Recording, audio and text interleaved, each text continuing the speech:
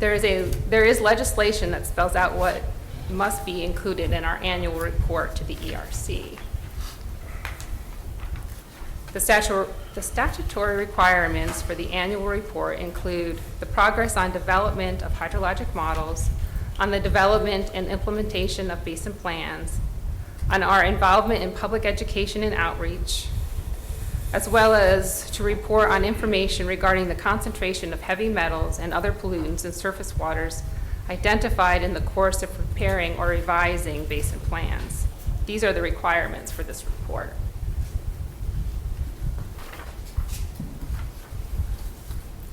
As I previously reported in October, the 2018 report includes river basin specific information to address the 7 required components per the statute for the time period of January to June of this year. On top of the legislatively required components of the report, we included additional information as requested by the Commission. We also covered these in the October presentation. There was a wide range of topics that range from environmental justice agreement to algal blooms and emergent contaminant monitoring programs.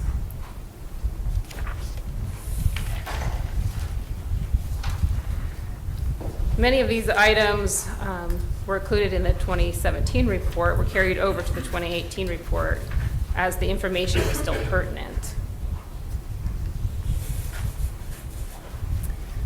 And again, preparing for this, I found a paragraph that was supposed, on the purpose of the Division of Water Resources Intensive Survey Branch Jordan Lake study plan was missing from the 2018 report. I added it to the report and have sent it to Lois, so it will be updated on the EMC page this afternoon.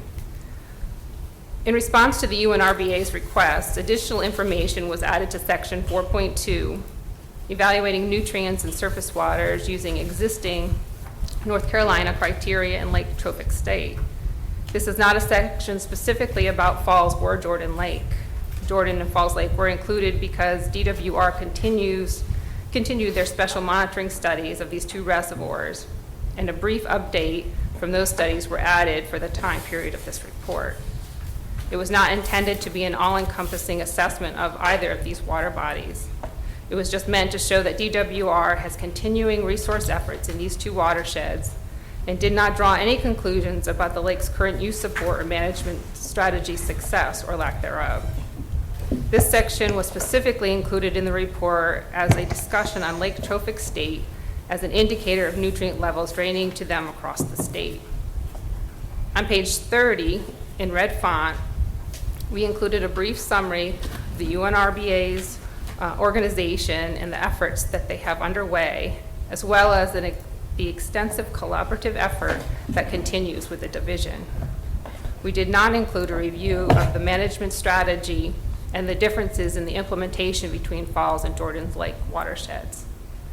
I understand the goal of the UNRBA is to get the good work that they continue to do and the efforts that they have taken to improve the water quality of Falls Lake watershed in front of the legislature. This information will be included in the upcoming Neuse River Basin Plan and is typically addressed in the basin planning process. We will work with the UNRBA and other watershed groups and stakeholders to include specific information to their programs and the findings as it is relevant to the overall basin planning assessment. There will also be a public comment period which will allow for concerns to be addressed before the plan is finalized.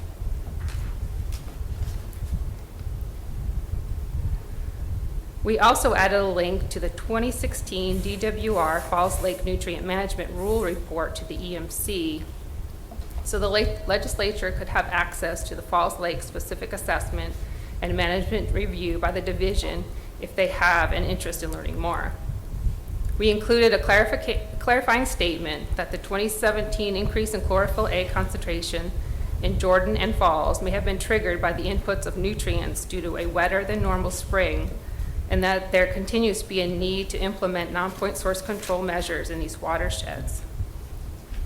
In the October version, the report did not draw any conclusions as to why the concentrations were elevated in 2017.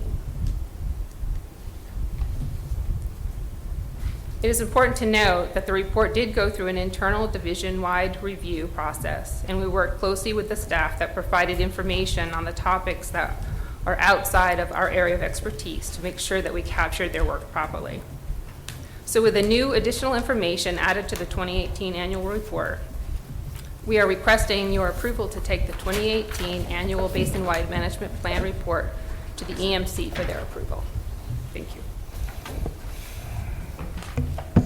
Thank you, Nora. That was very interesting, very good, and I think reflects all of the additional work that you did, and I appreciate that very much.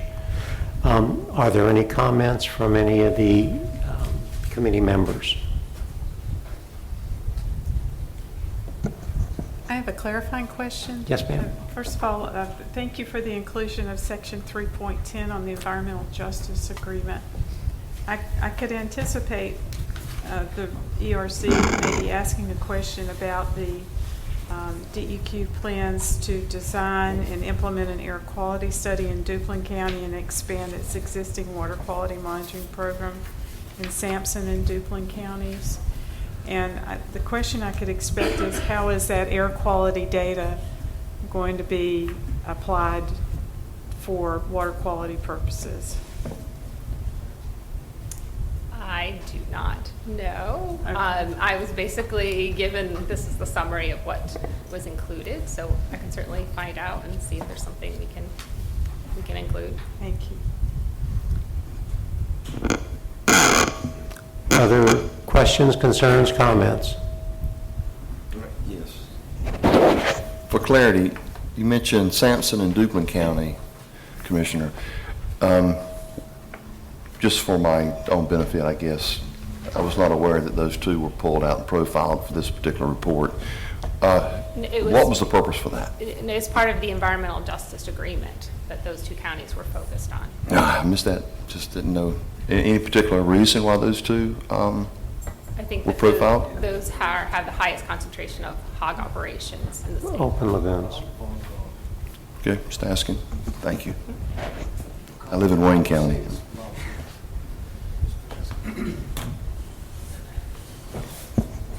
We do have this as an action item. Does anybody wish to make a motion that we move this up to the Environmental Review Commission? I'll make the motion. We have a motion on the floor. Is there a second? I'll second. We have a motion and a second. Is there any discussion? I sound like an auctioneer, and I'm not a very good one. We have a motion and a second. Is there any discussion? I would like to call for the vote. All of those in favor of moving this to the Environmental Review Commission, please signify so by saying aye. Aye. Aye. Any opposition? Thank you, Nora. As an aside, I guess, we've had this discussion about the basin-wide report now 2 years running, and what I hope to do is get a small, and I've talked to Nora about this, get a small group of people together early in 2019 to discuss some of the things that will be included in the 2018-19 basin-wide report. So I hope we can address some of these issues that have come up.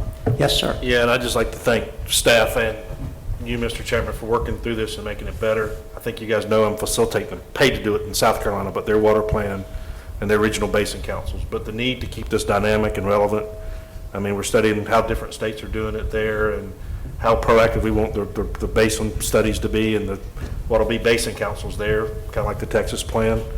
So how do we finance it? How do we keep it going? But I think for this state, we need to keep it dynamic and we need to keep the relevant things in there that we can take to the powers that be, so to speak, to get the adequate funding and coverage. So thank you all for your work with what you're doing. And to add to that, our folks do a good job. They do a great job. And I think there's some misunderstanding at different levels of government I have a lot of confidence in what they do, and I'm proud that we're associated, or they're associated with us. So. Yeah, sometimes I think our basin process is migrated into a kind of a compliance type mentality, not a proactive one. And that's not a knock on Yep. staff. Yep. But we just keep reiterating the same reports because it's compliance, and I think it needs to be more than that. Yes, sir. You do too. And I am so glad to see Dr. Myberg has joined our committee, I guess not as a voting member, is that correct? No, I'm on this committee. Oh, you are? Oh, okay, I'm Not sorry. too many committees. No, I was on his committee, but not, meeting, but not as a voting member. Mr. Chairman. Was that a little payback? Yes. Mr. Yes, sir. Chairman, if I could add, questioning just a few minutes ago, in particular counties in the new upper Neuse Basin, I appreciate the chairman, Solomon, engaging this board in specifically designating these river basins in our particular area. And Commissioner Deerhake did what she did with her river basins and got out and got engaged in a way that I certainly hope that I can with the Neuse River Basin being in Wayne County. But the engagement that we have with these river basins, with staff, and encouraging the board here to get really specific about questions about their river basin, and to allow us to understand as it comes up in all these individual departments throughout DEQ, that we're aware and we can talk the language and understand it. Yeah. So I just appreciate the way that Chairman Solomon has the vision of putting all of us in these lanes to work these river basins throughout the state. Yes. And I could give all the credit to Commissioner Deerhake because it was her idea. No, it was your idea. And it's the way I love the rivers, as you guys know, all the things I do on the rivers. And but her idea, one that I seized on because it was the right thing to do, and I'm glad we're doing it. And you're leading it, so you're kind of our river goddess. Even though you were air in your previous life here, now you're water now. So you've got both. So thank you very much. Yes, and Commissioner Keene, let me invite you to the Lower Neuse River Basin meeting on the 12th of February, the 7th of February. What day? 7th of February at the Raleigh Wastewater Treatment Plant. You're cordially invited. Thank you. And I will send you that information online. Thank you, Doctor. Our second item, I'm a little dry because we've been in meetings since 9 o'clock this morning without any breaks, so please forgive me.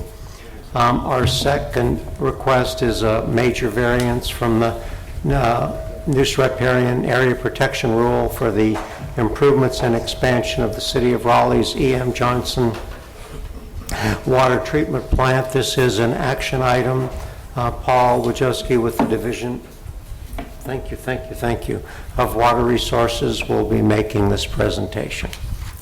Yes, thank you, Chairman Rubin. Good afternoon, committee members. I am Paul Wojcicki. I'm in the Division 401 and Buffer Permitting Unit, and what I've got before you today is a request for a major variance from the Neuse River Riparian Area Protection Rules, and this is for the expansion of the E.M. Johnson Water Treatment Plant with the City of Raleigh, and I do not believe we have any members of the City of Raleigh here today. Is that correct? So I'm presenting on their behalf of the committee. So just to orient the committee, this is the E.M. Johnson Water Treatment Plant.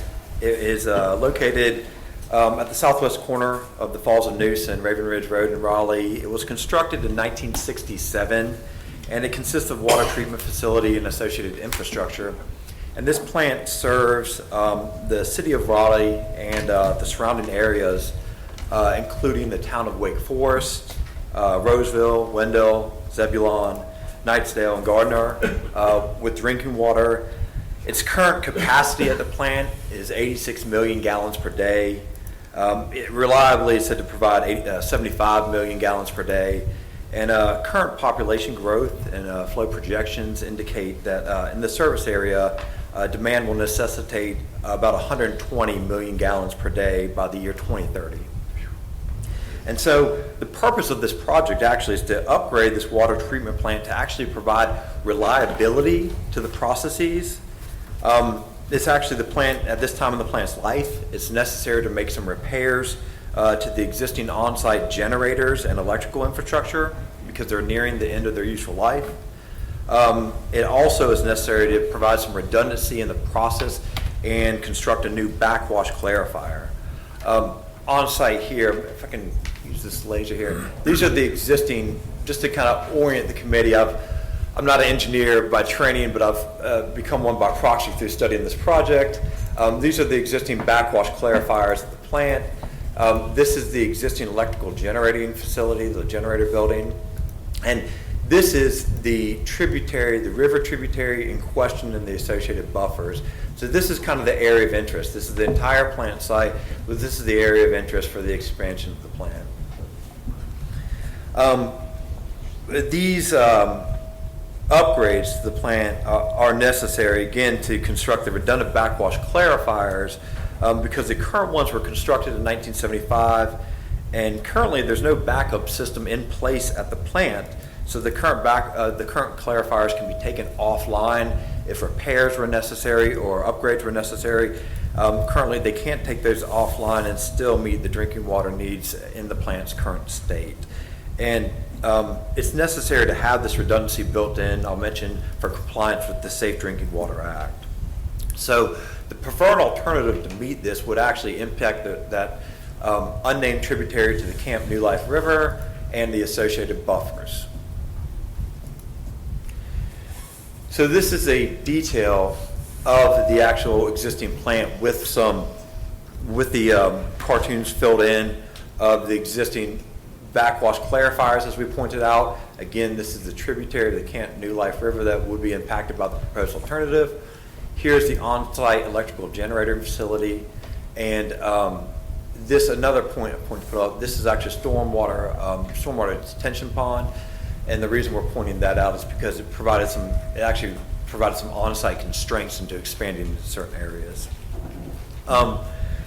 Before we get into the details of the actual proposed alternative and expansion on-site, I think it's necessary to mention that as part of the secondary and cumulative impacts analysis that's required by the State Environmental Policy Act, the City of Raleigh did complete an alternatives analysis in accordance with the MOU they have with DEQ, and they evaluated alternatives of expanding another existing water treatment plant the city owns, such as D.E. Benson, and they also evaluated constructing a new water treatment plant in a different location. They evaluated over 20 parcels within the service area by size, by shape, making sure they weren't bisected by roads, make sure they're in a preferable landscape position so they weren't impacting water resources. And they further evaluated them on distance from the Falls Lake water source and the likelihood of threatened endangered species. And of these alternative off-site parcels, of the 20 parcels that they found, not one parcel qualified according to these constraints. This also didn't take into account the fact that an off-site construction of a new water treatment plant would include a cost 30 times higher than the expansion of the E.M. Johnson water treatment plant. So this slide shows a detail of the area to be impacted. Again, this is the water tributary, the unnamed tributary to Camp New Hope River. This is the existing backwash clarifiers, and this is the existing electrical generator building that has reached the end of its useful life. Actually, it also includes a pump station, what's called the 605 pump station, within it, along with associated electrical infrastructure. The reason that this building is kind of important in the discussion here is that because of the electrical generation that's produced here, and because of the pumps that are housed in this building, there's a preferred distance from this building that one can go to construct a new generator building without facing serious infrastructure and electrical infrastructure challenges. And in the vein of voltage reduction, to lose significant voltage, the farther away you get from the major source or the major load of the electricity being the pumps that are in that building. So the goal is to try to construct near this building as to not add operational complexity.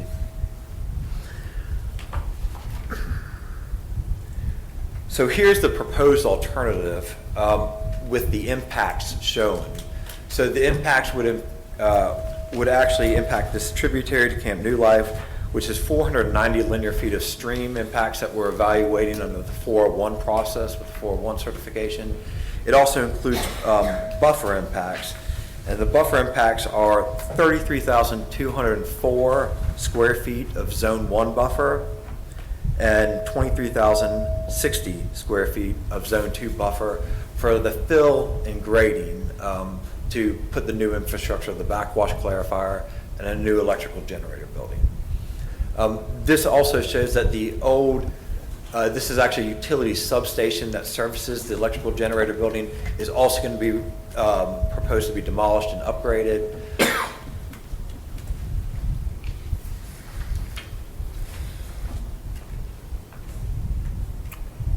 And also this construction diagram shows that there'll be significant changes, or not significant changes, but changes to the stormwater infrastructure that includes these pipes here, stormwater infrastructure pipes and discharges that are currently into the daylighted stream feature. So this is the proposed alternative that includes the construction of well, first of all, to start off, it includes the a 16-inch square culvert for the stream tributary to discharge here with the riprap dissipator pad. It includes the proposed construction of a backwash clarifier to provide that redundancy to the existing backwash clarifiers and allow them to be taken offline for upgrades and maintenance. It includes the construction of a utility substation to service a new future electrical generator building and future fuel tank facility. And this is highlighted in the dark lines here are actually the existing or the proposed electrical infrastructure and conduits to service all of these areas. This again is the culvert to stream feature here. So in summary, the improvements will provide redundancy for equipment and process trains and allow for critical needs to be met even when a critical unit is taken offline. The location of the backwash clarifiers here will provide inline processing, which means gravity-fed processing to reduce pump loading in the alternative that the backwash clarifiers were to be located somewhere else on site. Electrically, the site will relocate the utility substation building, which is right here. There's currently a substation located here, and it will be relocated here and upgraded. 2 new electrical duct banks will be constructed, which will allow for connection to the new electrical building and the relocated substation to the water treatment plant. Secondary cumulative analysis including offsite analysis, were undertaken in accordance with the MOA with DEQ. Other on-site configurations were considered, and they were disqualified due to infrastructure constraints, process reliability, and to preserve setbacks from neighboring residential properties. The proposed location was also chosen to preserve a single process train that builds upon the existing treatment processes, thereby minimizing operational complexity and providing consistency in treatment and water quality. So the division staff findings are that there are practical difficulties and hardships present. This variance request to impact Zone 1 of the Neuse River buffer is in harmony with the general purpose and intent of the buffer protection rules. And in granting this variance, the public safety and welfare will be assured. This is a summary of the impact table. And so as part of the impacts, which again here are your total impacts, Zone 1 impact at 33,202 square feet, and the Zone 1 is again what requires the major variance from the committee. Zone 2, the impact of 23,060 feet, and when we multiply these by the multiplier laid out in the consolidated buffer mitigation rule, the total buffer mitigation required for these impacts by our current rules, 134,196 square feet. The applicant has proposed to pay into the Division of Mitigation Services in lieu fee program to compensate for these impacts. The Division of Mitigation Services has provided a letter, a statement of availability, and agreement to accept this proposed mitigation. Also, just to manage that, there's the stormwater management for these impacts will be reviewed by the City of Raleigh under their water supply watershed program. So it's the staff's recommendation, it's our division's recommendation that the Water Quality Committee does grant this major variance request. We recommend that they be required to mitigate in accordance with their proposed mitigation plan through purchase or payment of in lieu fee into the Division of Mitigation Services program or by mitigation bank approved by the division, and that the stormwater management be approved under the City of Raleigh's stormwater management program. And that's the conclusion of what I have for the committee. I'll be happy to entertain any questions. Yes, sir.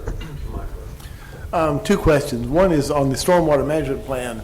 Will one of the conditions of the plan that's submitted be the review of, and I realize the site's obviously constrained, but a review of non-structural solutions to stormwater management in addition to sort of traditional just run the pipes kind of solutions? Yeah, by non-structural, you mean actually treatment. There's a stormwater management plan in place for the plant that I understand. They have a SEM, a treatment pond on site. Right. And so you're. Now, I'm thinking of something beyond that. Right. Whether right. it's use of runoff areas, swales, any of those kind of non-structural techniques beyond a traditional stormwater sort of pond, if you will. Right. Yeah. It's the stormwater management plan is under the City of Raleigh's purview. It's under the City of Raleigh's delegation. So we can request that and work with them on that. But honestly, I'm not sure if that's included in part of their program or not.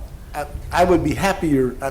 I'm generally supportive of this because it sounds that the purpose and need is pretty clear. But I would be happier if there were some encouragement of them to at least actively consider and not just sort of do a wave at issues of non-structural alternatives.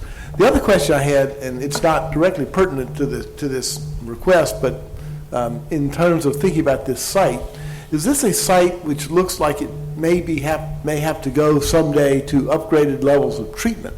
And I say that particularly because I noticed that in Greensboro and in other areas around the state, there are cities that are looking at activated carbon as a result of some of the issues with respect to the water supply. And while I don't have any information on whether that's needed here, is there a provision on the site as they look to use it in the future for that kind of upgrade if it were needed? And maybe they're using it now for all that. Well, JD may know more better than I do. I do, but to avoid the technical discussion, they've got the water, basically the water. But those are the fun ones, the technical discussion. I know, we just had one, didn't we? But the water comes from Falls Lake. It's of good quality. Okay. It's part of the debate. It's been the whole Falls rules with Durham and the agreement and the quality of the water and the treatment. Right now, they've got their processes are in good shape. I think their water quality is good. So I don't think. But put it this way.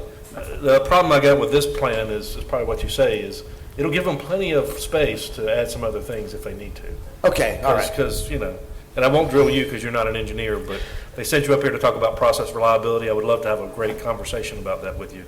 But I'm not going to go there. Because what we normally do is when we don't want to do something, we say it's reliable enough. And when we want something new, we say we need it in the name of reliability. And we throw the term around without a lot of engineering analysis. And, so to interject, I think they're in good shape with this water plant. I say that only because I hear about emerging contaminants every time I go out of my office door, so I just want to make sure people were thinking about that. I think they're pretty good here. All right, But I do share Commissioner Deerhake's concerns with these things we do here on these variances. Clearly, there's no other reason. This is just the cheapest thing to do, and that's why they're doing it, regardless of the environment. And I would say don't kick private developers and don't kick industrials for what they do, because you've got a great poster child here for a city that claims to be environmental stewards just blasting right through the buffers. So I don't like it. I don't know what we do about it. I know you don't like it, Commissioner Deerhake, but I don't know how I'll vote. I just listen to how y'all talk. So. Well, now I'm afraid to ask for additional comments. Well, don't be afraid. Don't be afraid. We keep Are plowing there Let's other be prepared to have a comments? 3-hour committee meeting. Why not? We keep plowing over the buffers, and I know in this case, it's Well, easier yeah. to buy them off and do it economically that way. This is a high-quality watershed. There's not a lot of chances here to do a lot of buffer restoration or stream restoration in this watershed, so it's, it is what it is. And Let the other site people is do what it is. Yes, sir. Yep. Are there any other, yes, sir? Commissioner Graham? I just had one question. What's the time frame for purchasing the mitigation credits?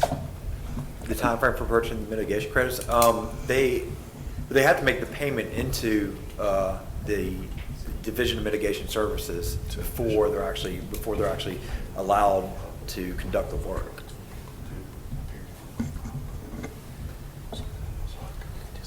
Yes, sir. Commissioner Gillespie? Thank you, Mr. Chairman. Do you know the cost of that 134,000 square feet of mitigation credits, buffer credits that they're going to have to purchase? Do you know what that comes out to? You know, I do not know the cost right now unless it is actually in the DMS letter, the Division of Mitigation Services in their acceptance letter. I don't believe it is. I believe it's just, it doesn't actually include the cost of the credits in this. The approximate cost of a square foot of buffer credits, do you have that, or anyone with DMS have that? We usually have that, don't We we? usually have that. It used to be at 98 cents. I think it's $1.25 or $1.75 a square foot. And Like that. so it's not really that expensive compared to the projects, but don't forget the fact that it is a 3-to-1 on part of it and a 1.5-to-1. And if DMS was here, they could probably tell us it's at least of that high of quality of what's being destroyed. So it's 3 times on at least half of it. So in this same basin, in the same area, so we are preserving and offsetting that with these credits. So that's pretty substantial. Even though it's not a big cost for this project, but for what's being disturbed, it's 3 times and 1.5 times. So we don't need to lose sight of that. And it is in accordance with that. If they've gone through the procedures the way they're supposed to, then our choices are somewhat limited by rule. Are there other comments or questions? This is an action item, so we will need a motion to approve this major variance. So moved, Mr. Chairman. We have a motion to accept this major variance. Is there a second? I'll second. We have a motion and a second. Is there any more discussion?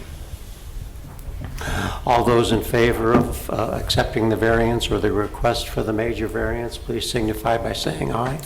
Aye. Any opposition? The request passes.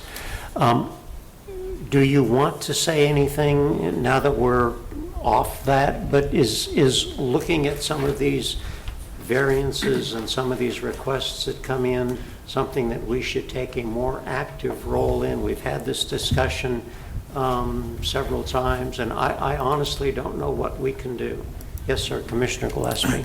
One suggestion, maybe, Mr. Chairman, that we could look at is DMS review gives us more of a review over the type of properties that they are acquiring to offset these mitigations so that we can get a better understanding for that.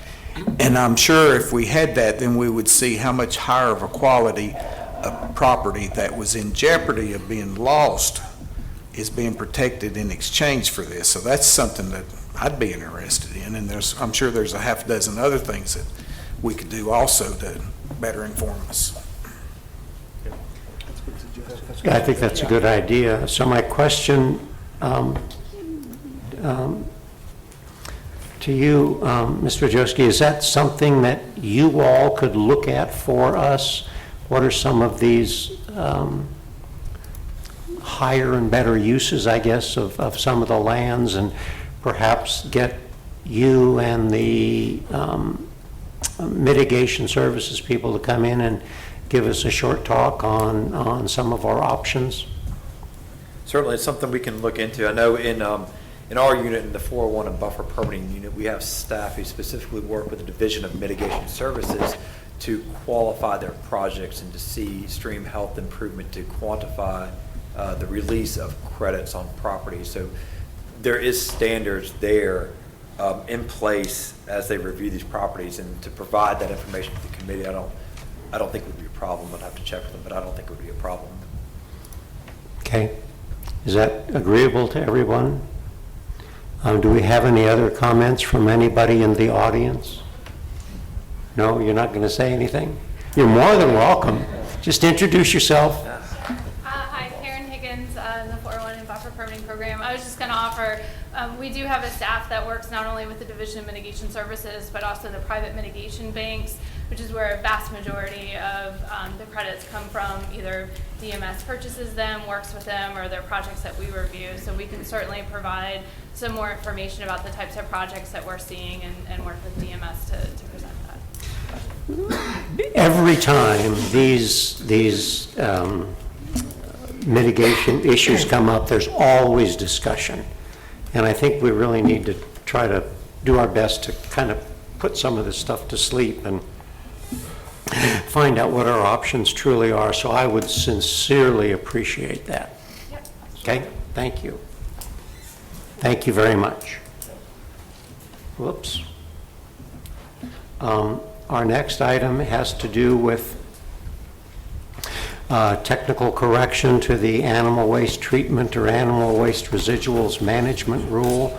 This is an action item. Christine Lawson with the Division of Water Resources will be making this presentation. Thank you, Chairman Rubin. Commissioners, good afternoon. My name is Christine Lawson. I'm the Program Manager for the Animal Feeding Operations Program in the Division of Water Resources.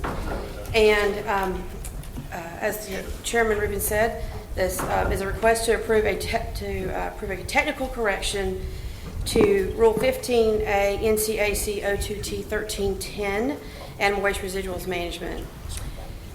In July of this year, the EMC voted to re-adopt subchapters 15A NCAC 02T for waste not discharged to surface waters. That's approximately 124 rules. And the 2U rules for reclaimed water, that's another 34 some odd rules. It took 4 years to get through that process, a year of classification and then 3 years for the readoption process. So it was a yeoman's task, and 2 of the 3 hearing officers serve on this committee.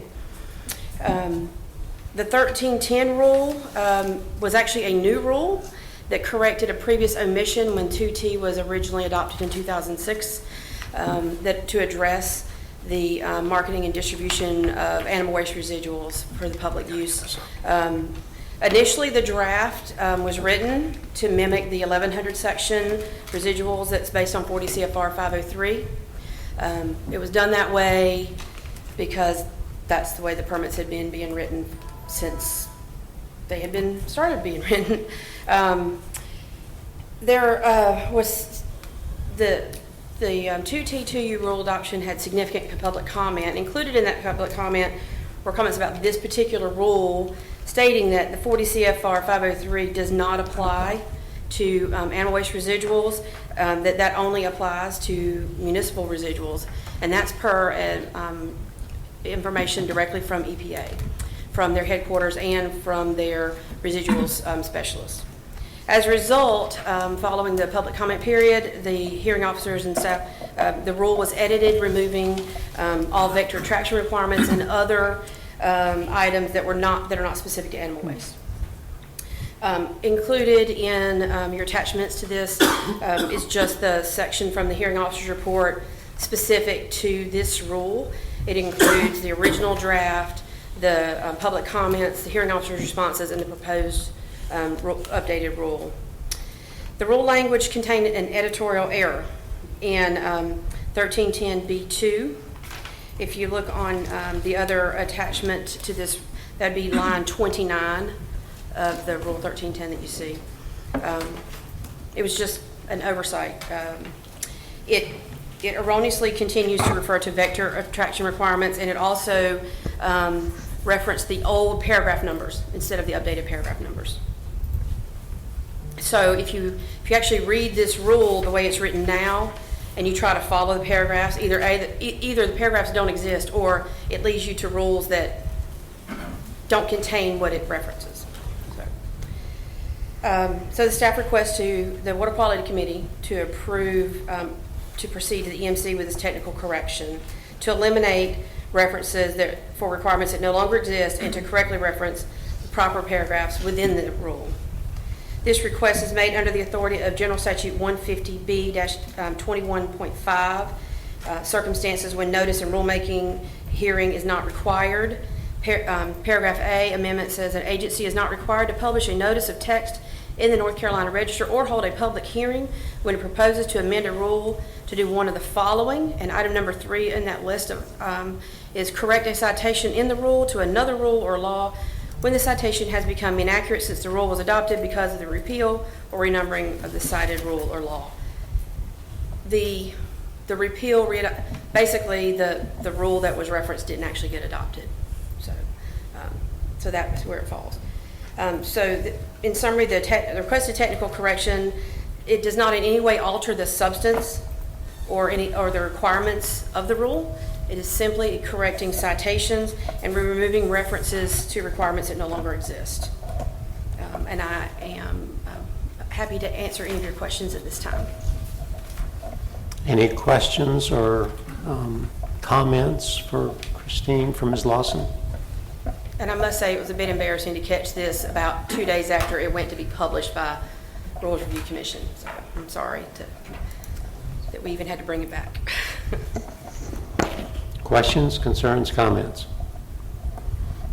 This is an action item. It will require a motion. Do we have a motion to approve this technical correction to 02T 1310? I'll make the motion, Mr. Chairman. Thank you. We have a motion. Do we have a second? Commissioner Pettit and Commissioner Deerhake. Any discussion? I'll call the question. All those in favor signify by saying aye. Aye. Any opposition? So the request is approved. Again, off the record, Al Rubin, no relation, was the author of the 503 rules. Al just died last week, and there was a memorial service for him this weekend that was moving. So thank you. Thank you very much. Next, we're going to talk a little bit about surface water and Lake Matamuskeet, following up on some of our discussions that we've had about surface water quality. I assume you're Peter Campbell. If you would be kind enough to introduce yourself and let everybody know, and we're going to be talking about Lake Matamuskeet and the submerged aquatic vegetation and some of the impacts of land management practices, I guess, on lake water quality and submerged aquatic vegetation and the importance of that to the ecosystem. Thank you. Good afternoon. My name is Pete Campbell. I am the refuge manager at Matamuskeet. I've been there since July 2012. I'm here per invitation to kind of give you a little bit more information. I think you heard a little bit about our water quality woes at a previous meeting. So building on that, I want to kind of walk you through where we've gone. And you have in your packet, you should have both a article that was published in North Carolina Wildlife, as well as a brochure that we put together for the public that says, "Where has the grass gone?" And a lot of that will give you background information from a temporal scale about how we got to where we are today. I will say that when I showed up, the lake was in pretty decent shape, but it was right before a series of events that created a tipping point.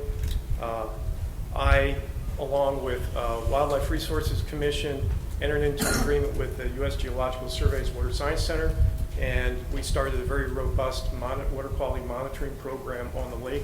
There are actually two 24/7 stations, one on either side of each basin, that collects data that we have been using quite a bit to kind of track what's been going on in the lake. Notice that this says North Carolina Coastal Federation.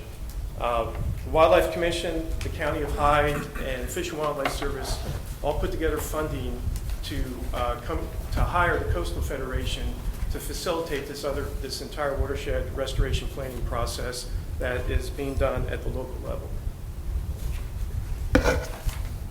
And I'm sure a lot of you are familiar with planning process, so I'm not going to really belabor it very much.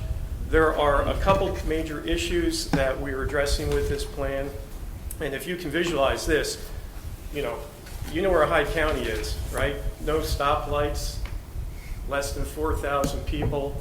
The Highest point in the county is 6 feet above sea level, yeah. Maybe. Yeah. Yeah. The 3 economic drivers, agriculture, commercial fishing, and waterfowl, believe it or not. Waterfowl hunting on private lands is very big business. As a matter of fact, the lake, my refuge, is surrounded on all sides by private impoundments because this is a premier waterfowl refuge that attracts, on average, 250,000 ducks, geese, and swans every single year. A lot of it because of a shallow system that had a lot of vegetation in it at the time. But that being said, with hurricanes and other things, the surrounding landscape, the residential communities and the agricultural communities are always really concerned about flooding. So this watershed plan also looks at the bigger picture, especially in the context of climate change, sea level rise, long-term, how we can move water around, how we can improve the quality of the lake without impacting the surrounding landscape. Okay, you saw this last time, correct? Okay, so that's basically the timeline. This was not an overnight event. I will argue, though, that the 2 years of incredibly high rainfall resulted in the sounds being higher, our passive gate system not being able to operate, the lake filling up with rainwater as well as water being pumped from the surrounding landscape. Basically, a huge petri dish, very deep, low secondary or light penetration, and then all of a sudden, in 2017, all the vegetation was gone. So really the concerns is, 303D list, it's been in 2016 because of elevated pH chlorophyll A, it was put on the list. It has some of the worst water quality now, I understand, in the entire southeast, if not in the country. Cyanobacteria being the primary cause. So this is stuff that we presented to basically the public, and I'll be going into this, but we developed a planning team, and the planning team, we put together a list of stakeholders that I'll show you later that are all local, okay, within the addition of the Wildlife Resources Commission and Fish and Wildlife, but I am considered a landowner down there, so that was pretty important. And basically, we're focused on water quality and also the water quantity, conditions and impairments. We've gone through all these steps, looked at characterizing the watershed, establishing plan goals, objectives, action items. We've done basically all these things up to this point. It's been an 18-month process.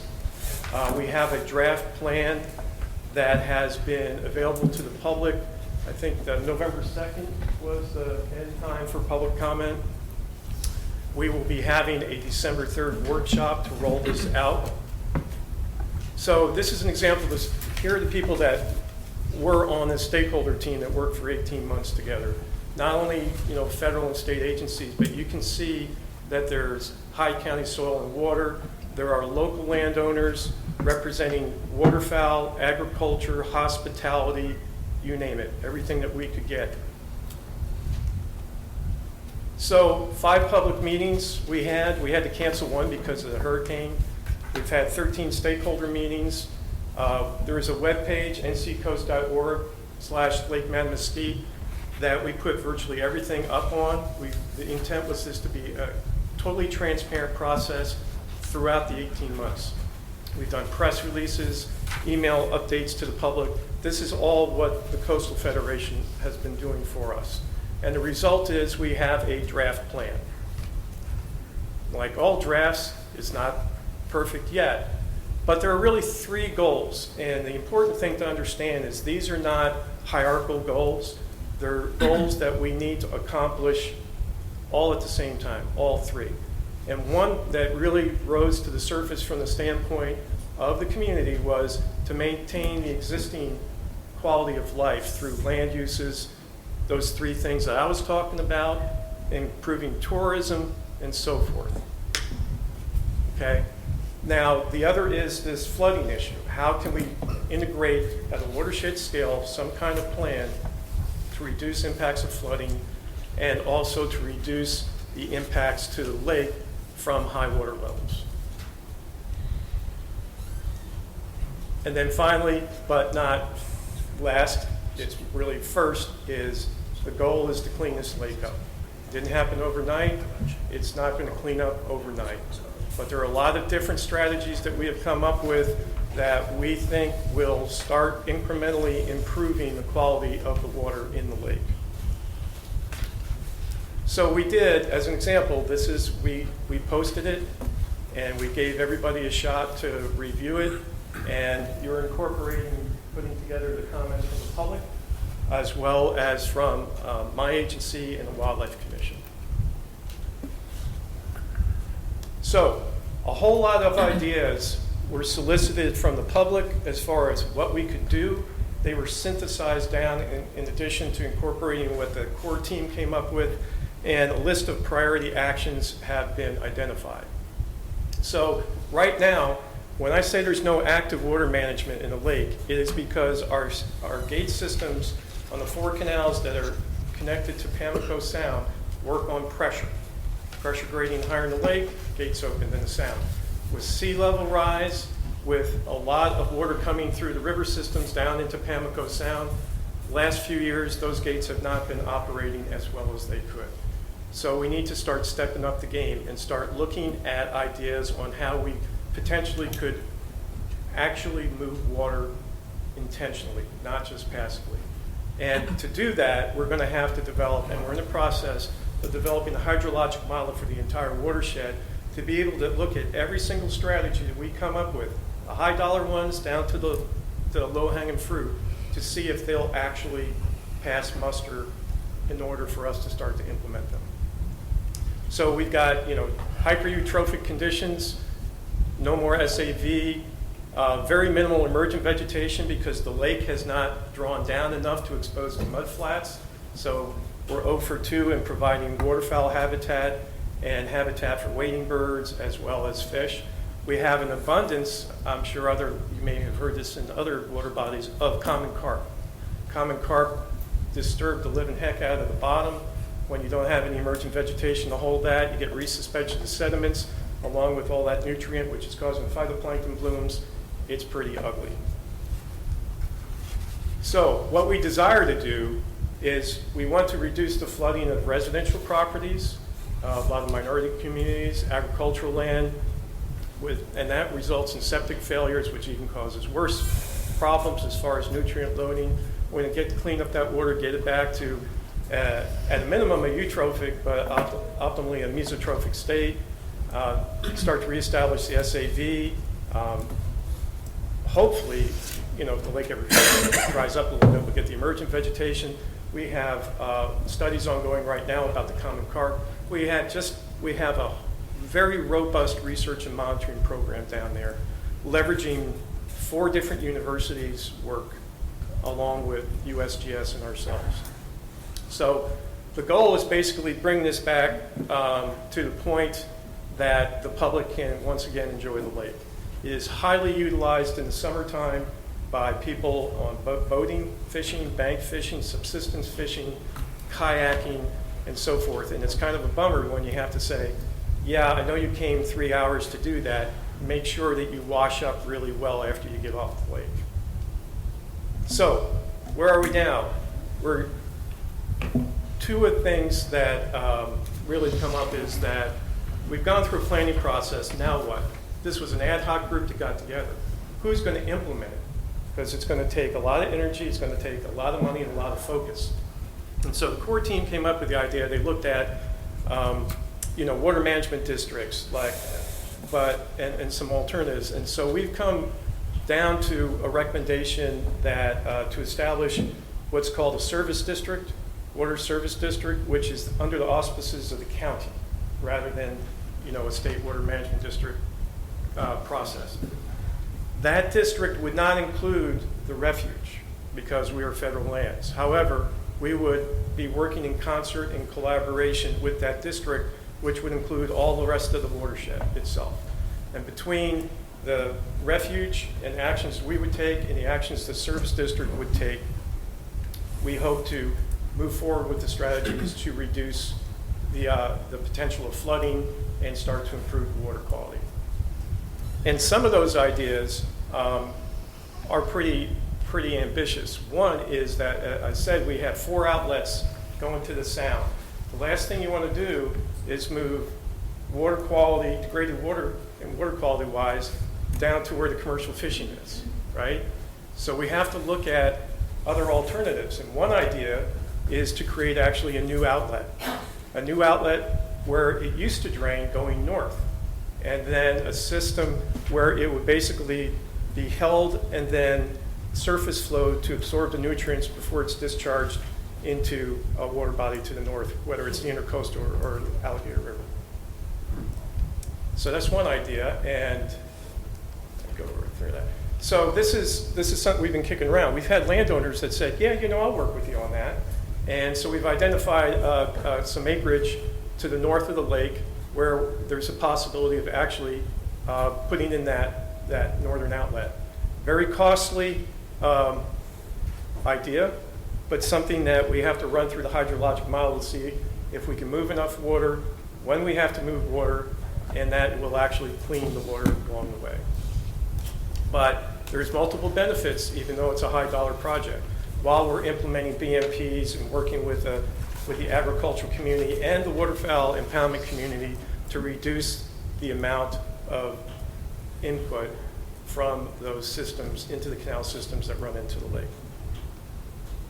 So we're looking at additional sites to the south. Basically, again, the hydrologic model is going to tell us whether this is going to be realistic or not, because this is something that's going to be require a lot of support on the part of the county, the state, to be going to our congressional representatives at the federal level to try to secure funding for a project like that. And I just wanted to leave this slide in. When we do those public meetings, we provide the technical presentations and research updates to the public who attend, and then we also post all this on the website. So the next steps. We've been reviewing the draft plan. The comments were in the November 2nd for the public. Incorporated feedback, including that from Atlanta, from my regional office. Finalize the plan, roll it out on December 3rd at a workshop, and then basically then we need to submit it to the state and get approval, have it go through the approval process, and then once that happens to start to really take some of the strategies and get down to specific action items, test them against our model, and then move forward. And that's really all I wanted to do, was provide you kind of a update from what you heard. I will say, I think last time there was you had a slide with the sign? Right, that I think you had some questions about. We intend to, with good coordination with the county and the stakeholder group, which includes county representatives, have been informed about this from the get-go, that we feel the water quality is so bad, especially during the summer months, that we need to post signs warning the public of the situation and let them be the judge about their utilization of the lake. So that, now that we're getting into the cooler months, I think we'll probably delay that until the spring, but it will be a well-coordinated and publicized posting. It's not going to be something somebody wakes up and sees it the next morning. And with that, I'll take any questions. So question from me. Of course. I see long-term strategy here.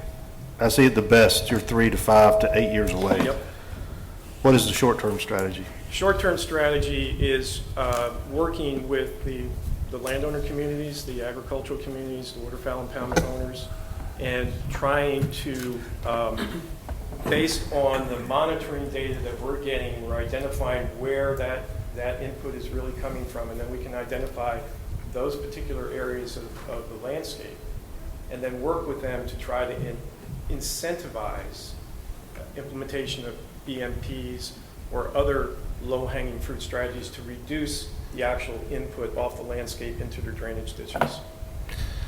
It'll sound like a hostile question, but we're seeing this in a lot of our shallow eastern North Carolina lakes. And the solution to me seems to be from the state, and maybe it's the Jordan Lake thing, but we're not going to do any in situ treatment to prevent the disaster from happening. We're going to have to go 3 to 5 years of study. I mean, they've had agricultural land out here for years. They've had these highways out here for years. pH at 8.5. I mean, are you sacrificing the lake for 3 years while you wait for funding and things to happen? No. I guess I'm asking you, why not do some kind of more aggressive in situ? There are a dozen of them probably you could do to treat the lake. It costs money, but at 8.5, you're going to keep having these blooms, and your history shows that. These other strategies are going to take a long time. That's true. There's short, medium, and long-term strategies. In the short term, what we know is that basically the agricultural footprint really hadn't changed over years, right? Right. This is what you were saying. Yeah. When we had a fairly robust lake up until the 90s. What did change were the introduction of high-capacity pumps versus gravity feeding. What did change was going from a handful of private waterfowl impoundments, which actually use fertilizer to grow corn and so forth, Right. and rapidly drain in February, to over 105. So you can look at the timeline and say, yeah, it may not be the agricultural, but then you start looking at the cumulative effects. And frankly, waterfowl also contribute nutrients, but if you have a robust macrophyte population, at some level you can absorb those.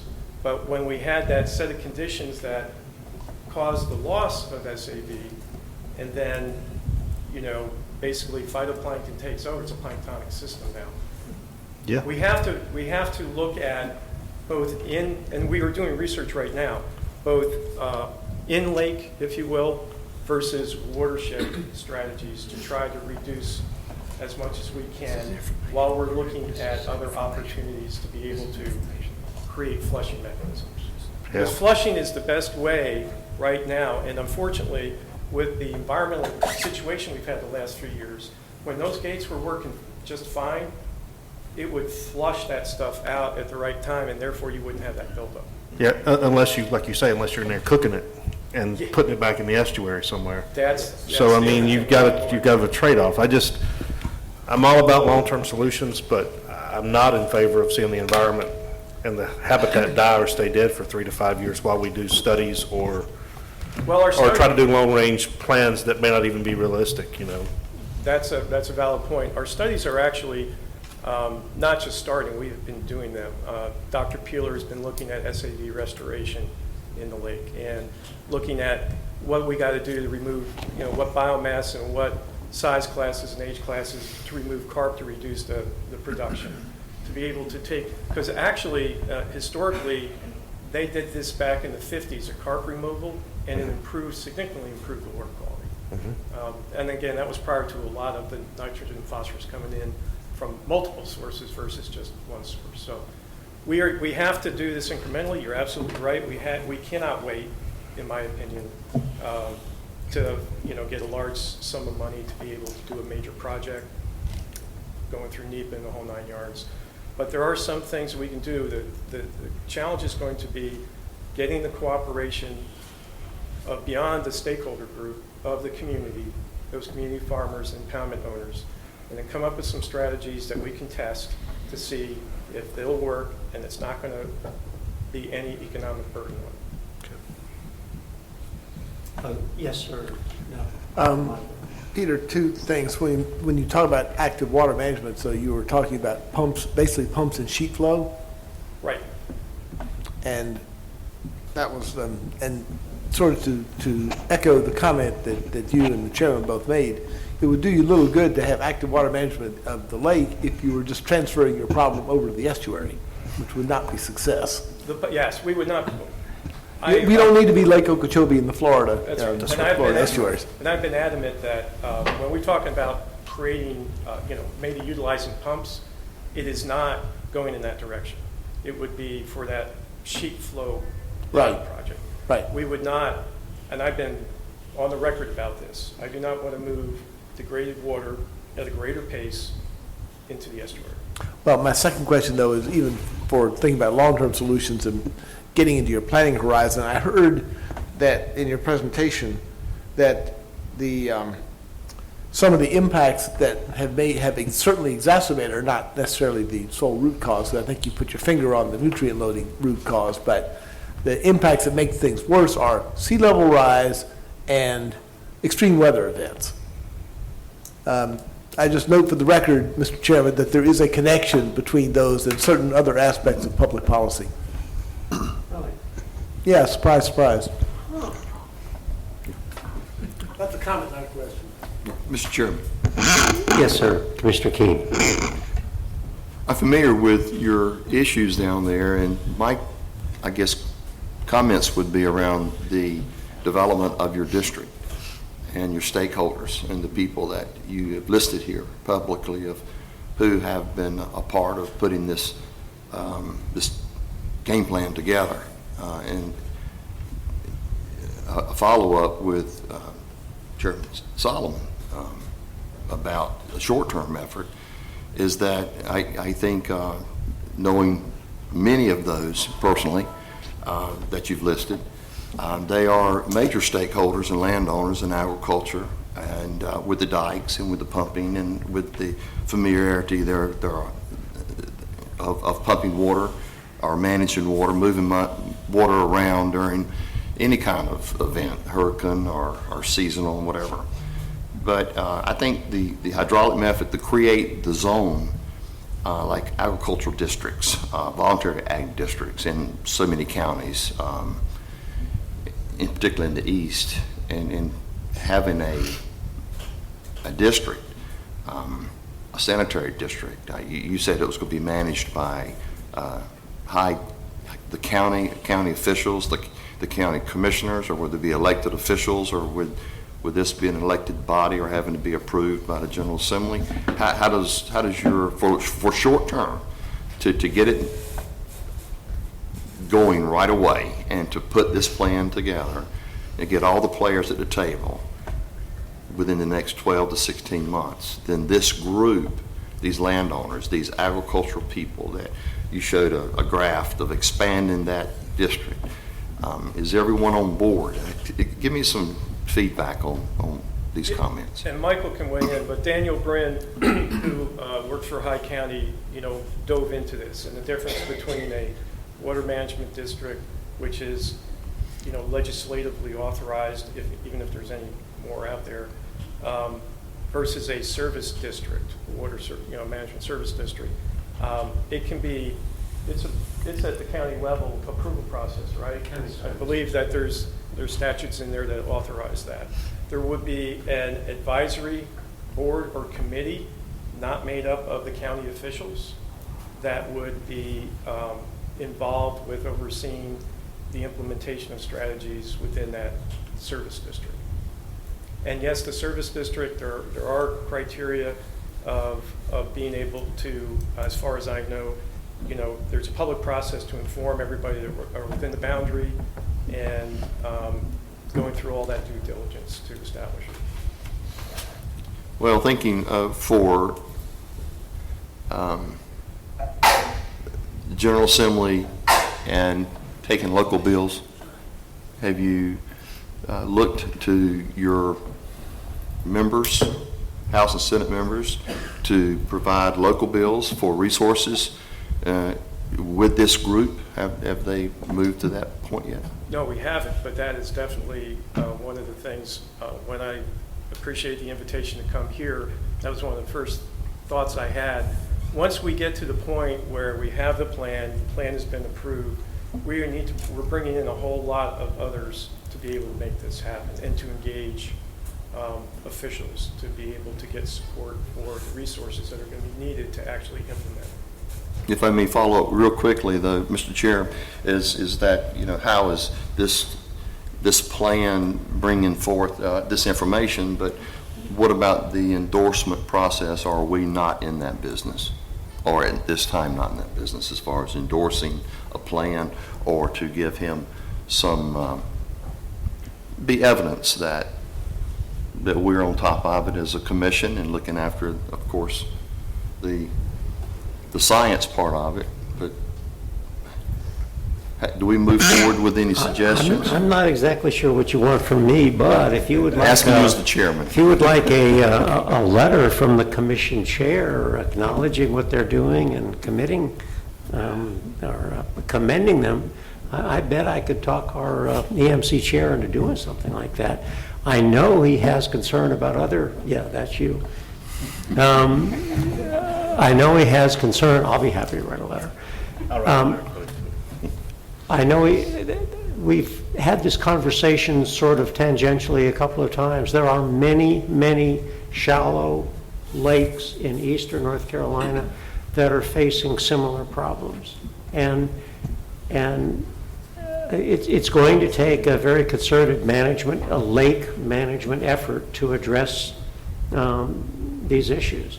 I think the opportunity we have here is to learn from a process of community involvement and stakeholder involvement and actual water quality improvements that I think we can transfer to other lakes in the area. So I commend you for what you're doing. And the county service district approach, I think, has a great deal of benefit to managing this defined area, and I know they have the authority to do that under North Carolina law. So I'm not exactly sure what you would like from us, but I strongly support what they're doing. And I will mention that Paul Park back there has been, the Coastal Federation has been in contact back and forth during the development of this plan. So DWR has had an opportunity to see where we're going and to provide recommendations to make sure that we're on track to create a final product that's going to be, that will meet the guidelines for review and approval. I also know that Mark Vanderborg has been involved in a lot of the monitoring efforts, so it's not as though the state has been You're actually, I'm sorry, you're actually right. I should have mentioned that. Long before we started our more robust water quality monitoring, the electronic version, Division of Water Resources has been coming out there, once before every 5 years.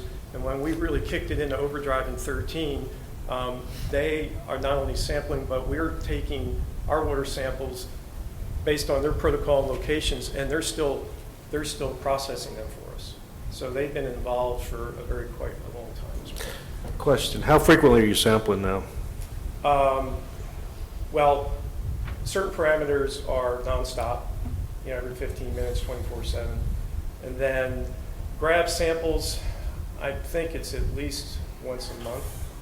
So you have the ability to, I guess the question should be, you have the ability to see the lake when it's starting to spike with activity. Yeah. You can actually see and we can provide you there's actually 3 sites online. You can go there and you can actually plug in, and you can look at the data and you can see the spike.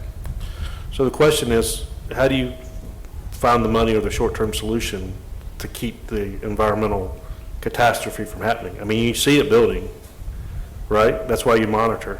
Right. Is there just not enough money to go out and do something in situ or something to try to, I know that's a short-term solution, but that's better than posting things on the lake and telling people not to use Lake Madam Mosquito during the summer, right? Well, that's true. That doesn't sound like a good solution. That would be something we would like to avoid. What we're working on right now, we've had some work through East Carolina University is looking at ways to manage, as an example, waterfowl impoundments to reduce that impact of having this major pulse coming in at one time, overloading the lake. So looking at different altering management strategies of existing land uses is one thing that we're looking at. Cool. And it's my understanding that the waterfowl impoundments are not actually part of the lake proper. They're adjacent to the lake and they drain into the lake. Correct. Down there, everything's got a ditch or a canal. A gate to it, yeah. Yeah. In the satellite imagery that we can see huge sediment plumes coming into the lake, and you can backtrack it up, and it's the time and the location where they're draining impoundments.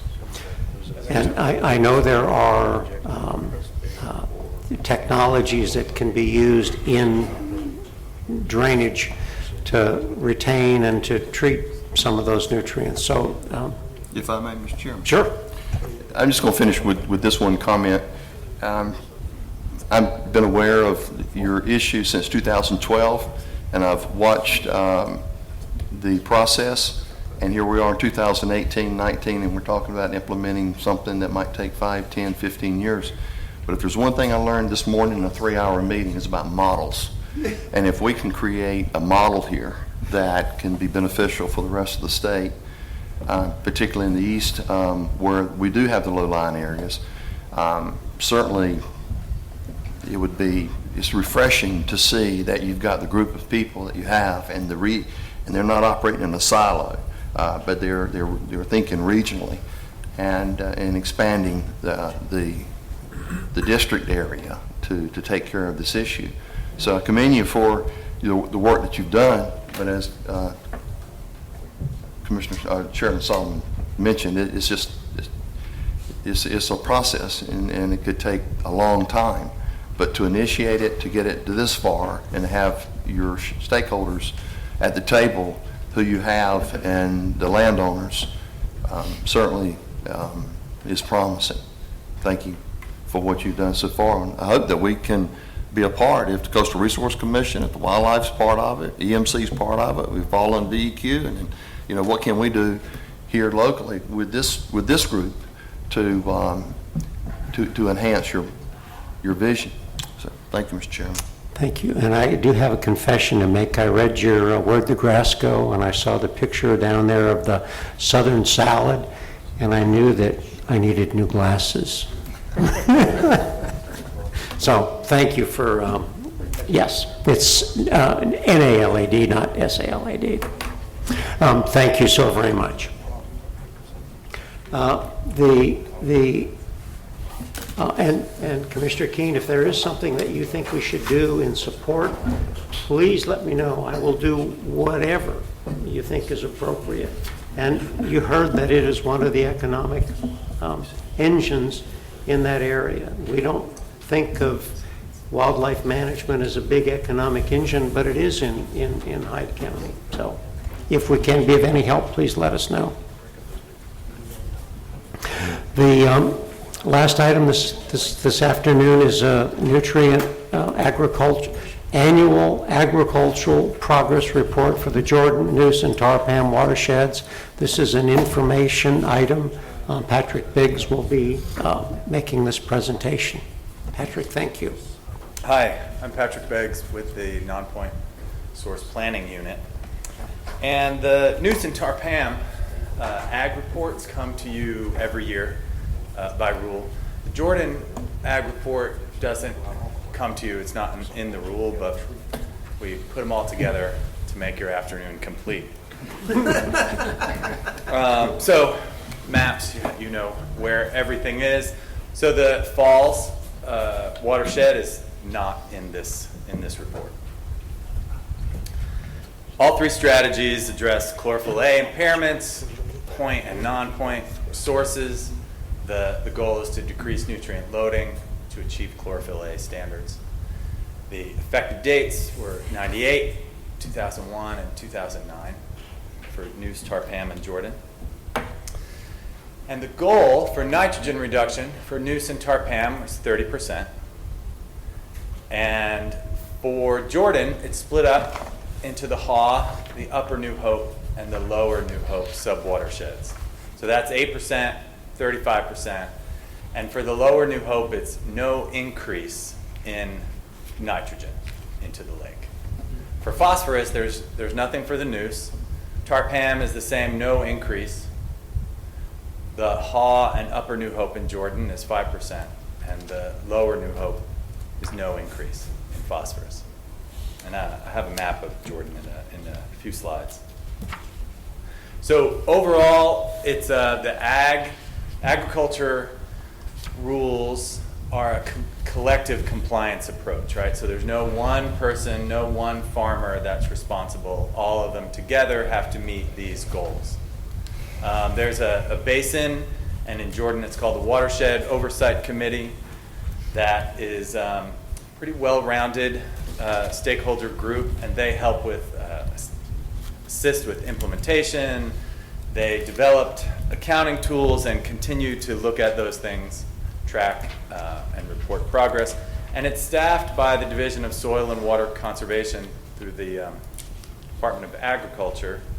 And so Joey Hester is the staff member. He's here today if you have some other questions. He does all of this work. I am only here reporting to you as a staff member from DEQ. In the Neuse and Tarpan, there's local advisory committees. And in Jordan, that rule decided we're only going to need local advisory committees if we're not keeping up to speed with where we should be. So in Jordan, we don't have that yet. Those would be smaller committees per county or sub-watershed.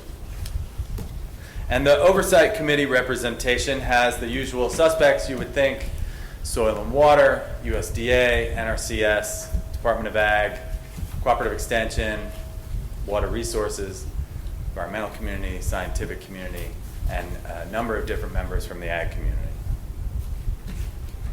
So for nitrogen and phosphorus, first we're just going to look at cropland nitrogen accounting. So this is as compared to pasture land, right? Hay. So for cropland nitrogen accounting, we use the NLU, nitrogen loss estimation worksheet. And if you remember, Deanna Osmond came a few months ago, explained that to you, re-explained it probably. And this estimates nitrogen loss from the edge of a field. It's a county scale data that we can gather. And the data gathers four things: fertilization rates, and these change over time with what research shows that crops need. Crop types, this changes. This is an external factor. If a farmer wants to plant corn, he's going to use more nitrogen. It all depends on the market and what he wants to plant. Crop acreage is how much acreage is leaving agriculture, whether it's gone fallow for a few years or it leaves to development or some other land use. And BMPs implemented to actually remove nutrients.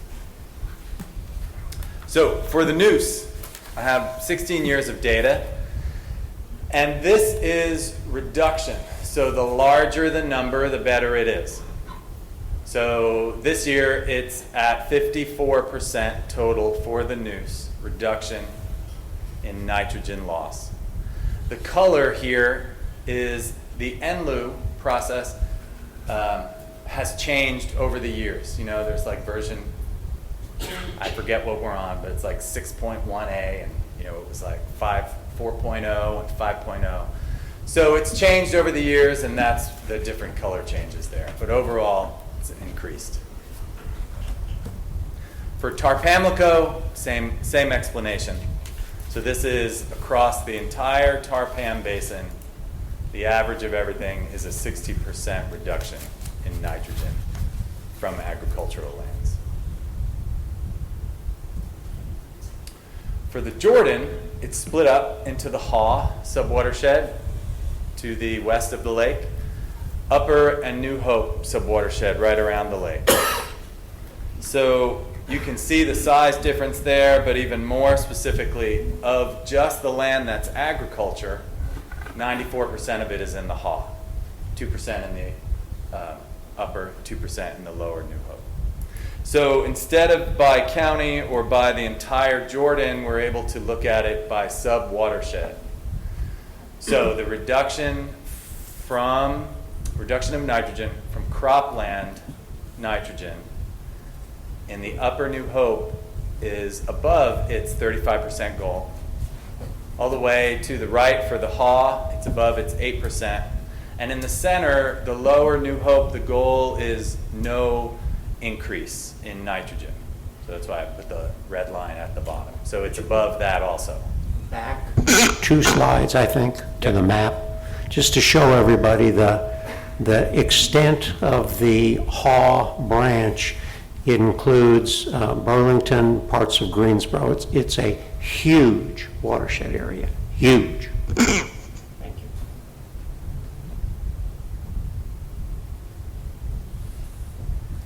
So for Jordan, we also do pasture land accounting. So pasture land is basically hay, whether it's for animals on pasture and hay is also harvested for hay. So for pasture land, we look at acreage, livestock numbers, fertilization rates, again, what crop they're looking at, volatilization, and BMPs used, which is mainly livestock exclusion systems, keeping cattle out of creeks for one. But this data is a 5-year ag census data. The other data is yearly for cropland. For this, it's 5-year data, and the most recent we have is 2012. So 2017 data won't be out until late this year, possibly even January of 2019. And we use 2007, last one, as the baseline. So this is really just one cycle we're looking at. And for pasture land, it has exceeded the goal of 35%, no increase, and 8%. So that was all nitrogen. For phosphorus accounting, this is only in the Tarpan and in the Jordan. It's not in the Neuse. And this is a qualitative indicators. And that helps us characterize a change in phosphorus. It's related to land use management. So the things we look at are how much ag land, how much has been converted to and from cropland, if there's conserved land, buffers, what crops they are, acres of water treated from BMPs, if there's scavenger crops used, if animal waste is applied, and then soil phosphorus tests. So this is qualitative, and in the Tarpan, we basically, you can see there is a loss. There's 7 negatives and 2 positives, which would be an increase. So overall, we're doing well in the Tarpan using this qualitative approach to measure phosphorus. In the Jordan, the only one that is not as good as we'd like to see, which is a positive, is vegetative buffers. And that's not because we've lost buffers, that's really because of the way we began measuring it, and then as times change, the way we measure it now. So we haven't lost buffers. At some point, that could be a negative, and that could depend on a lot of things. So, looking forward, for the current rules, the ag reports are submitted to the EMC annually for the Neuse and the Tarpan. The rules readoption proposal that is coming to you and you've been talking about, that has in there the proposal to submit the ag reports to DEQ, like the Jordan is, and then have DEQ present to you every other year a more across-the-board nutrient strategy approach, not just about agriculture, looking at agriculture, development, all the other things, tying them all together and bringing that to you as something that you can chew on. That's for Neuse and Tarpan. For the Jordan, you know that the North Carolina Policy Collaboratory Report and that modeling comes out. It should be December 31st, 2019, and then there's something in there about possibly modeling by 2020. And rule adoption to begin by December 31st, 2019. So we're waiting on all of that. The stakeholder process has really just begun to get all the people involved, not just for agriculture, but for all levels of the Jordan rulemaking process. Statewide, something to think about is we used to have a lot of staff in Division of Soil and Water for data collection and other things. Now we have one who collects all this data. And so another larger thing, a little separate from agriculture to consider, and I think Nora mentioned this earlier, is that DEQ, DWR, basin-wide planners, non-point source people, the modelers, and all of that group of people are focusing on the progress and the evaluation of the nutrient strategies coming up in this 2019. The NOOS will be first. So what we'd like to do is be able to look at it as what have we been doing and where are we going and how can we line those things up to come up with, to see how we're doing. USGS data and people are involved, will be involved with that along with Department of Agriculture and everyone else who you would expect. So that's all I have as an update for the ags. So the last little comment, trying to pull what's happening on land with what's happening in the water. Is Yes. that correct? Yes. Yeah, I wanted to make sure that was very clear. It's not what you're doing, it's bringing all of this stuff together and the impact or the influence of these activities on water quality. Yes. Yeah, okay. Yes, sir, Dr. Myberg. Mr. Chairman, that was... Oh, are you Dr. Myberg or I John am. Solomon? I would be honored to be called John Solomon, but I'm not. Patrick, the question I had actually related to the chairman's last comment, which is, and I'll pick on the Jordan Lake just because of the numbers there. If you just look at those numbers, there's all these nutrient reductions. That looks great. Are you actually seeing a reflection of that in any of the water quality data in the lake?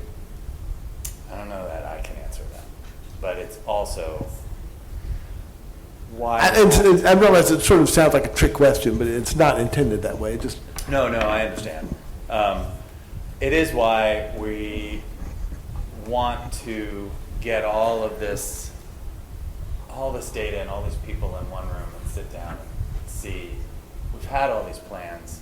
We've had all of this some implementation. In Jordan Lake, a lot of not implementation because it's been removed.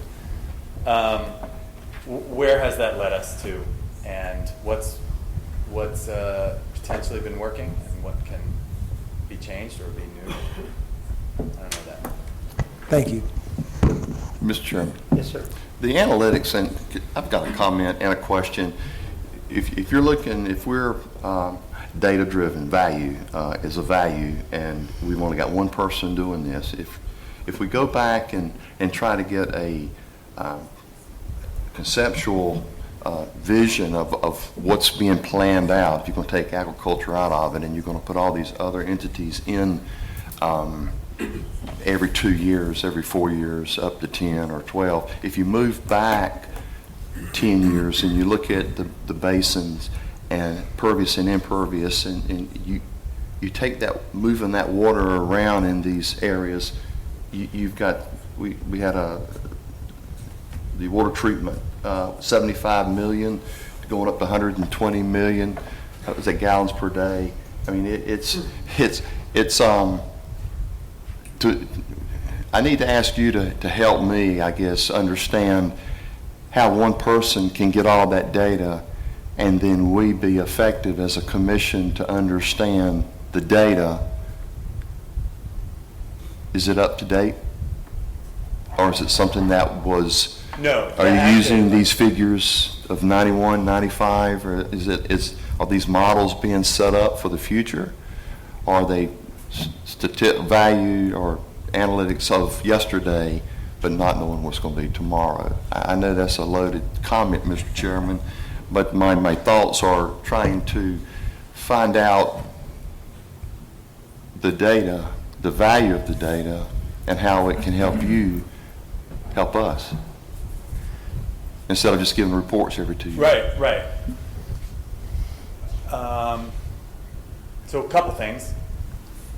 The data is up to date. It's so there was that 5-year pasture land data, but the cropland data is yearly, and that's collected from national and county data at the county scale. From Joey Hester, the one person in the Department of Ag tasked with that. And the 2-year reporting, just want to make sure I said it correctly. What we'd like to do is, instead of just coming to you and saying, this is what happened last year, here's the data we collected, which is really always like 18 months ago. What we'd like to do is have all of that data reported, ag and all the other sectors, and then present to you every 2 years a better picture of this is what we know, here is the monitoring we're collecting, and here are either the theories or the data shows that this is working and this isn't. Did that answer? I'm not sure. Mr. Hester, you're the one, so would you like to come up and say a few things? There he is. Oh, thanks. Thank you. I'm Joey Hester with Division of Soil and Water Conservation. I coordinate all of the reporting for all of these strategies. And I think that there are two pieces of the puzzle that hopefully answer your question. The one is sort of the broader 30,000 feet look at the whole strategy and updating methods and sources and that sort of thing. The sort of my perspective is narrowed in on the ag report itself. And we have had a significant reduction in funding over the years, such that we've been handicapped in our ability to encourage implementation and put conservation practices on the ground. But I will say that we have devoted some resources to updating our methodologies, keeping the nitrogen loss estimation worksheet up to date. We've done some revisions of the software itself in the last year or year and a half that incorporates new realistic yield expectations that are all coming directly out of NC State. Nitrogen use efficiencies that have all been updated. They're all updated in real time. They tap into the model as we run it. It's all on a server now. We get FSA data, so Farm Service Agency data that comes out annually. I will say that if you look back far enough in time, that data would have had some caveats and probably some gaps here and there. But I think over time, as farmers have, they're required to report to the Farm Service Agency every year to qualify for crop insurance. And because of that, there's an incentive to get better and better at tracking that data. And so that comes out. There's a comprehensive nationwide report that they release every year. We've standardized across all basins. We get down to the single acre and in some cases decimals on all cropland that's cultivated in these watersheds.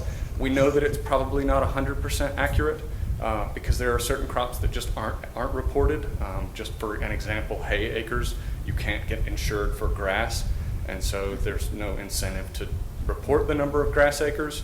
But there are some compliance mechanisms that are helping to encourage farmers to report what you have regardless of whether or not it's covered, so that the FSA can sort of track that over time.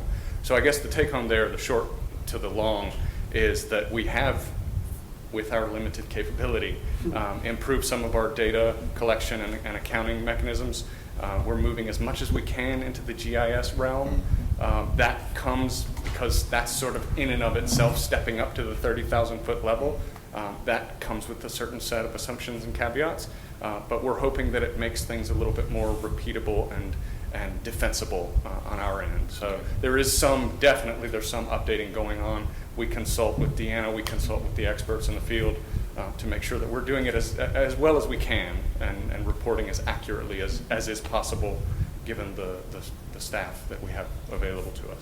And if I may add to that, and the agricultural community is relying more and more on recommendations from the agronomic services people at NCDA to make sure that those nutrient applications are consistent with a crop in a county. Thank you. Thank you, Mr. Chairman. Oh, yes, Commissioner, you need to raise your hand. I told you I can't read salad. This wasn't my main question, but while you were at the podium, I thought I would ask you, what is the FSA monitoring and verification program like? How does it function? Oof, that's a little bit beyond my expertise. I'd have to talk to somebody in a local office. There's an office per county. The farmers have to come in and verify. So what I will say is they have a GIS system in place that they do some ground truthing. And then if you come in and you report, X number of acres of corn and Y number of acres of cotton or soybeans, then they require that you match up with whatever the documented acres they have from year to year. If there is a discrepancy, then they're going to ask you to verify that. If you're reporting something that's either too much or too little, it doesn't match their records. But beyond that, I don't know if they've got any sort of annual or monthly process. Can't speak for them. My point was about how best to verify the nitrogen loss reductions that we're estimating or that they're being supplied to us. Oh, I understand. Oh, so that's built into the local advisory committee process. There's a 6-member committee in each county that's subject to these rules, with the exception of the Jordan Lake Watershed, where the Watershed Oversight Committee decided not to implement the local advisory committees. And we meet once a year. They meet with me personally, face to face. We sit down for as much time as we need to go through the FSA acres, talk about what is and is not planted, talk about what farmers are and are not applying, in what form, what quantity, over what time period. If we don't know a farmer in the room who's planted that particular crop, we'll either call them on the spot and ask them what they applied last year. In some cases, it might just be 1 or 2 producers for a particular crop type. And so we go through a robust conversation to make sure that we're getting as close. You can't be perfect, because there's always going to be some variation between producers and across the landscape in a county. But at least getting to as accurate a picture at the county level, at the aggregated county level, of an average application rate as we possibly can. And in some cases, we'll split like soybeans up into the different management strategies for a set number of acres, into manured soybeans or double crop soybeans or full season soybeans. So there is some resolution built in there. Okay, thank you. My original question, my primary question though, is about the nitrogen loss reduction numbers. And the percent reductions are the reduction in loss from the field, right? Yes. Okay. Well, I think I'm going to ask. So my question is, how does that translate into the reduced load to Jordan Lake? And what sensitivities are built into the actual gram of nitrogen that leaves the field 30 miles upstream compared to the gram of nitrogen that leaves the field 1 mile upstream of the lake? That's the $1 million question that honestly we're not equipped to answer. And that comes with just the inherent difficulty of having the vast number of producers on different properties across these watersheds. I think at one point there were 12,000 individual producers in the Neuse Basin. And without individual field-to-field monitoring, you don't have a set distance between the field itself and the surface waters. So we really don't have a way to determine that. But the modeling should be able to tell you that, and you should be asking that of the model. At the edge of the field, we have a good picture, but I think this model is not designed to do that. It's not designed to get to that stage. Jordan Lake model? These are nitrogen loss estimation worksheet in our case specifically. But I mean, y'all should be talking to the modelers that are modeling the load to Jordan Lake to understand where you're going to get the best return on your nitrogen reduction from geospatially leading into that lake.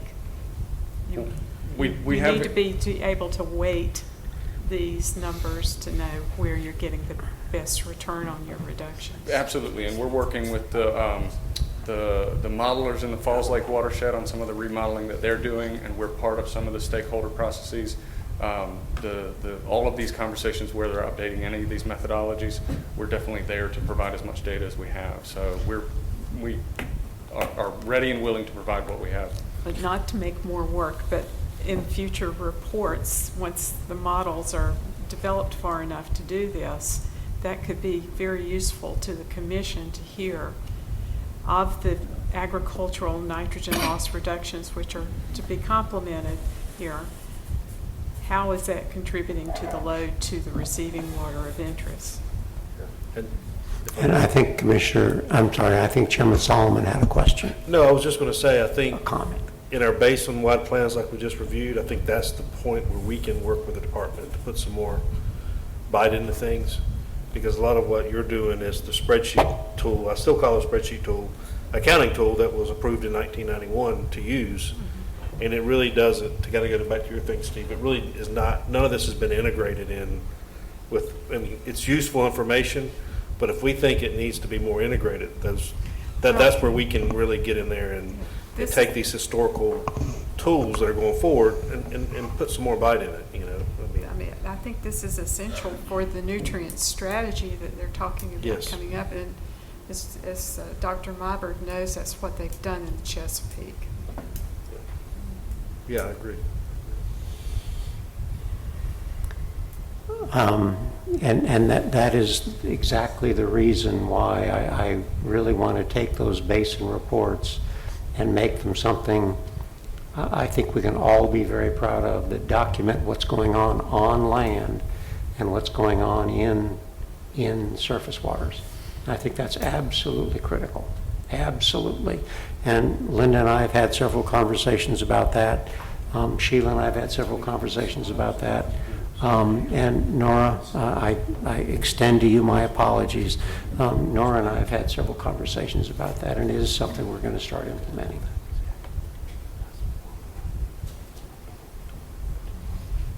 Chairman Solomon, do you have anything else? No, you would- nothing. Were you done? I'm sorry. I'm back tomorrow, too. Okay, yes. Thank you. Joey, wherever you went, okay, thank you. That was our last presentation today. That was an information item. Does anybody have any other questions about what is going on and what we're trying to do?